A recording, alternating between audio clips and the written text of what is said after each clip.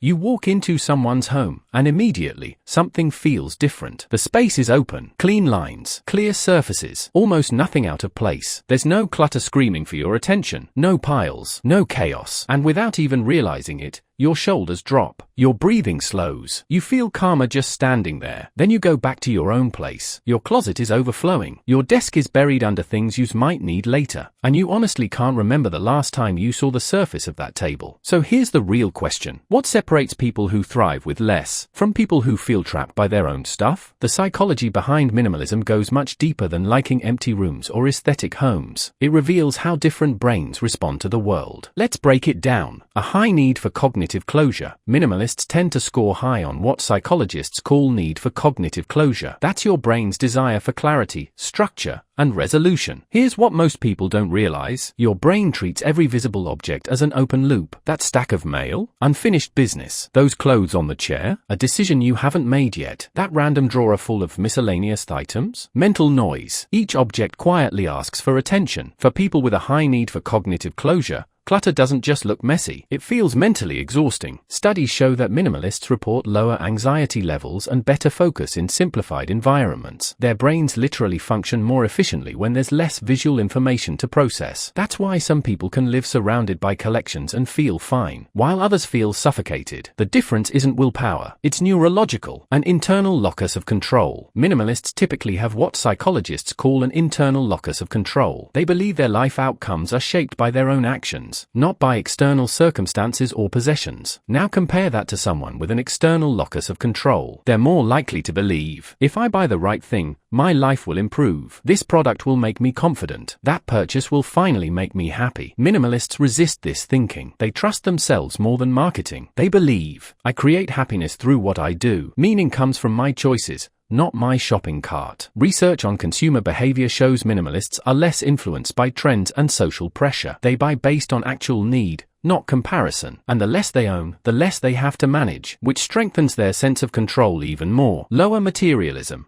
higher experimental values. Psychologist Tim Cass's research reveals something uncomfortable. High materialism is often linked to insecurity, anxiety, and lower well-being. People who constantly chase possessions are usually trying to fill an internal gap, validation, identity, or self-worth. Minimalists don't rely on objects to prove who they are. Their sense of value comes from experiences, skills, relationships, personal growth. Studies by Van Boven and Gilovich show that experiences bring longer-lasting happiness than material purchases. Minimalists understand this intuitively. They'd rather spend money on travel, learning, time with people who matter, not things that collect dust. Their identity isn't built around ownership. It's built around action and connection. Sensitivity to environmental overstimulation. About 20% of people are naturally more sensitive to sensory input. For them, busy environments aren't just annoying, they're genuinely overwhelming. A cluttered room doesn't feel neutral, it feels chaotic. Every object competes for attention. Every surface adds mental pressure. Brain imaging studies show that visual clutter activates the stress response. Minimalists often fall into this sensitive group. That's why minimalism usually spreads beyond physical space. They simplify their schedules, their commitments, their routines. They're not lazy or antisocial.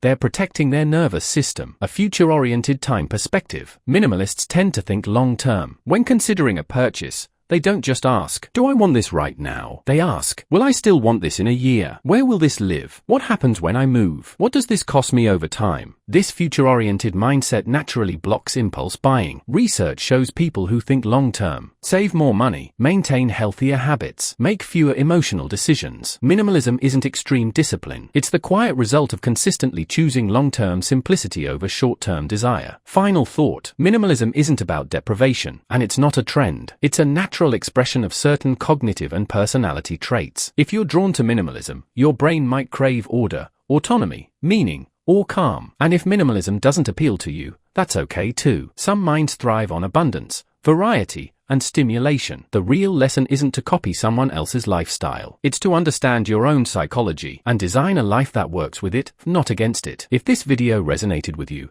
the next one will go even deeper. Subscribe to Unfiltered Mind Decoded, leave a comment below, and I'll see you in the next one.